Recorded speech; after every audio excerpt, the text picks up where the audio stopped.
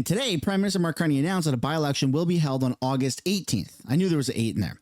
In Battle River, Crowfoot, Alberta, to allow Pierre Poilievre to run for a seat. So exactly as I predicted, the earliest it would happen is sometime in August. I said that right since the beginning.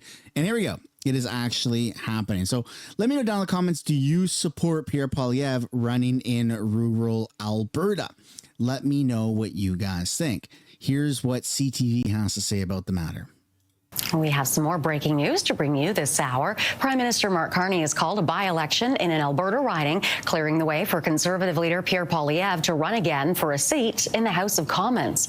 The by-election will be held in the riding of Battle River Crowfoot on August 18th. It was triggered after Damien Currick resigned to allow Poilievre to run in the riding, which is considered one of the safest Conservative seats in Canada.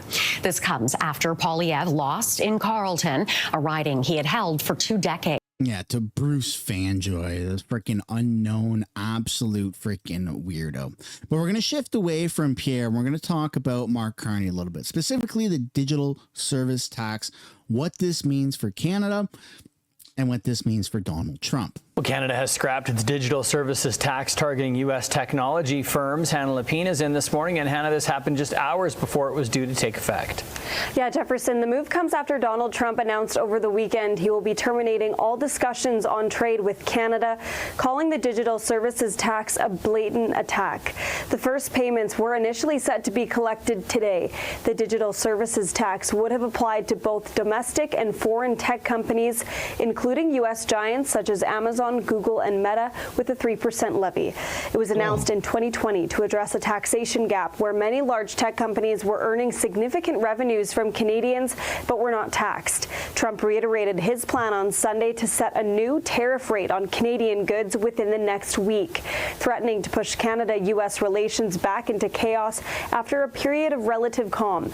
The breakdown in trade talks comes after the two leaders met at the G7 in mid-June. Jefferson, Canada's finance ministry, said in a statement the two will resume trade negotiations in order to agree on a deal by July 21st. Okay, thanks, Hannah. I mean, that's just pathetic. It lasted not even 4 freaking days. Mark Carney is, I see what Mark Carney's doing, right? He's trying to do what Trump is doing, but he's not doing it very well. So that's what CTV had to say. Let's take a look at what Fox News in America has to say about this. Canada is rescinding a digital services tax on America's big tech. Economist John Lonsk with me.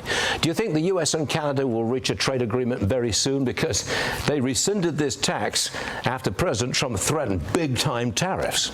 Yeah, they responded, I guess, in the way Trump was hoping for. However, the problem remains. I think the Canadian trade negotiators pointed out that they are going to take their time reaching an agreement with the United States. So they're in no big hurry.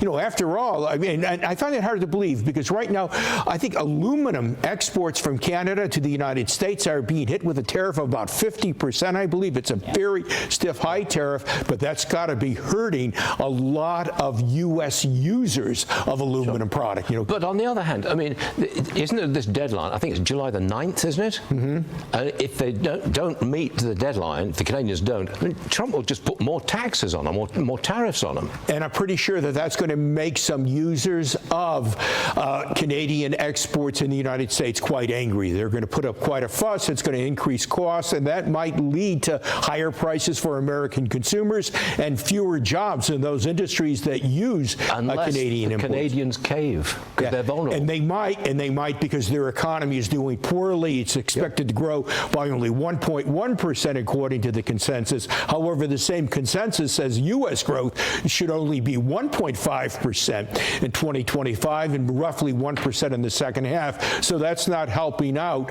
our cause as far as negotiating tariffs. It's got to be, I think this is worth mentioning, Stuart. The world growth outlook is horrible. Mexican growth 2025, 0, a goose egg. That's what they're looking for. The consensus, I think less than 1% for the EU, and UK is about 1%. We're headed for a golden age. Let's just leave it at that. Okay. John, look at this headline from the Wall Street Journal. The top 10% of income earners do not feel rich. First of all, what does it take? How much do you have to make to get in the top 10%? My understanding it's about $250,000 family income to make the top 10%, which sounds like a lot if you're in Omaha or something like that in the Midwest. But in Well, there you go. I mean, even Fox News, Fox Business is having a hard time keeping a straight face when it comes to this. This is humiliating on all levels for Prime Minister of Canada, Mark Carney. There's no way around it. Now, the left is going to try and say, well, he's doing the art of the deal, the negotiation. No, he's not. He said he was going to do something, and then 3 days later, he completely took it off with nothing to show for. Like, nothing happened other than a roller coaster of emotions. And to be honest, it's extremely pathetic that Prime Minister Carney tried to do this in the first place, because it wasn't just a tax starting today. It was a tax that was actually backdated long time ago, which is super freaking weird. Can you imagine tariffs on Canada that are backdated? I mean, that's essentially what Canada just tried to do to America. It's super weird. Carney is not Trump. You'll never be Trump, buddy. You'll never be Trump. In fact, you won't ever be a good prime minister. You're just showing to people that you suck. And that elbows up was literally just a campaign slogan. It's so funny that the Liberals lean into, they accuse Pierre and the Conservatives of just being after slogans. You're just a slogan generator, when in fact it's just projection. They're the slogan generators. It's so humiliating.